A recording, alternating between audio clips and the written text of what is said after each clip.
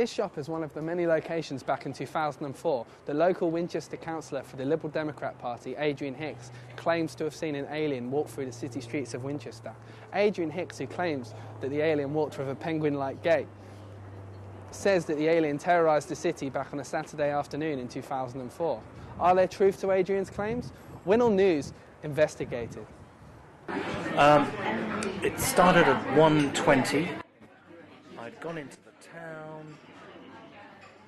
To cut a long story short, I needed to pay a load of bills, and I came out of the works bookshop thinking, right, I better get on with the jobs of the day.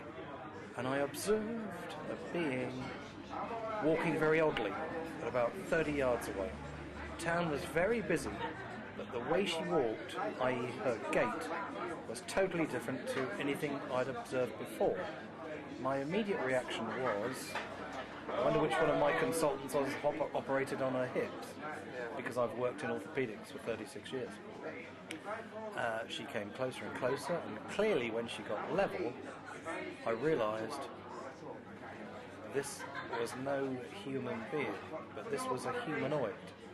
As I say, the question isn't if we're going to announce that we've established contact. The question now is only when and how. In Winchester city centre, do you think that there could be any truth in his claims?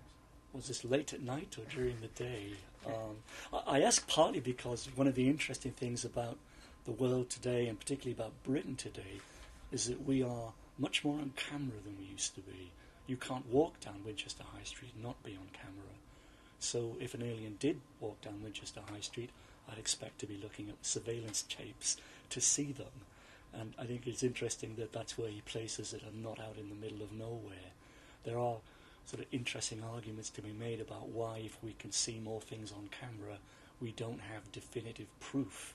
As by now, if there were as many of them flying around in their flying saucers, visiting everybody every day of the week, you'd think someone would have caught a clear picture. You think someone would have nailed this one down. As to what he saw, I wouldn't wish to contradict the statement that he made. I would just say that I think it was probably unlikely. Opinion polls on this one are interesting. They show that about 50% of people believe in UFOs, and then it gets more interesting about whether they think actually we've been visited, whether there's been contact, whether contact is going on, and that's a smaller proportion of people.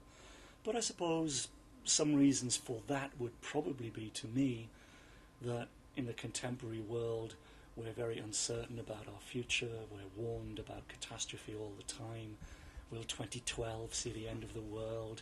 Will global warming do for us? So one argument is that extraterrestrials, alien visitors, are seen as almost like figures who will deliver us. So belief in UFOs is a substitute for religion.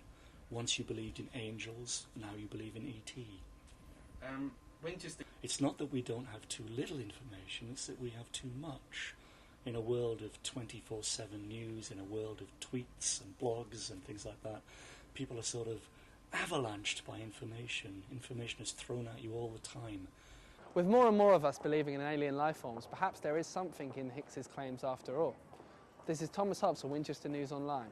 Keep looking to the skies for flying saucers, Winchester.